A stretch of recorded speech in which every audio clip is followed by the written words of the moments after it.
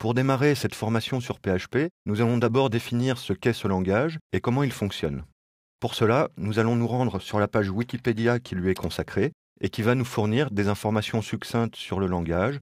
On verra ultérieurement comment obtenir des informations plus détaillées. Les points importants sur cette présentation, c'est que PHP est un langage de script et un langage interprété. Ce que ça veut dire, c'est que d'une part, PHP ne peut pas être utilisé de façon autonome, il a besoin d'un contexte et d'un environnement d'exécution qui est habituellement le serveur web. Alors, dans le cadre de cette formation, nous ne verrons l'exécution de PHP que dans le cadre d'un serveur web ou serveur HTTP. D'autre part, cela veut dire que le code PHP est écrit et stocké sur le serveur sous forme de fichiers texte.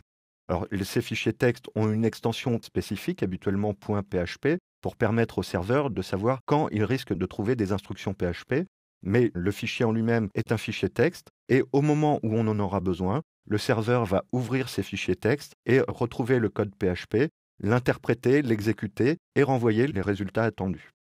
Pour être un petit peu plus concret, lorsque vous allez demander à votre navigateur, qu'on appelle aussi le client, d'afficher une page web, que ce soit par le biais de la barre d'adresse ou en cliquant sur un lien, vous allez en fait ouvrir une requête HTTP vers un serveur qui est identifié par son nom de domaine ou par son adresse IP, vers une page spécifique qui sera identifiée par le chemin que vous demandez, et le serveur va vous renvoyer le contenu de ce fichier que le navigateur pourra ensuite afficher.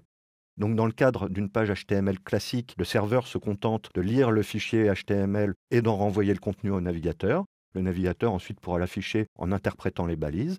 Dans le cadre d'un fichier PHP, le serveur va essayer de trouver les portions de code PHP. Quand il en trouvera, il va exécuter ce code qui va renvoyer un résultat. Et c'est l'ensemble de ce résultat qui va être renvoyé au navigateur pour permettre un affichage.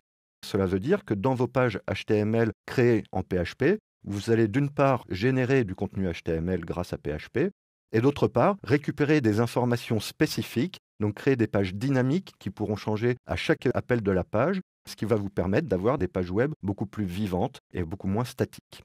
Vous comprenez donc que le code PHP va être interprété et exécuté avant l'affichage de la page dans le navigateur.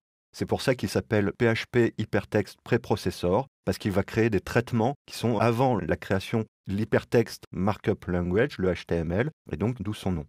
Ce qui veut aussi dire qu'une fois que la page est affichée, PHP n'aura plus la possibilité de modifier quelque contenu que ce soit, puisque son cadre d'exécution, c'est bien le serveur, et donc une fois que la page est dans le navigateur, tout le contexte PHP côté serveur a totalement disparu.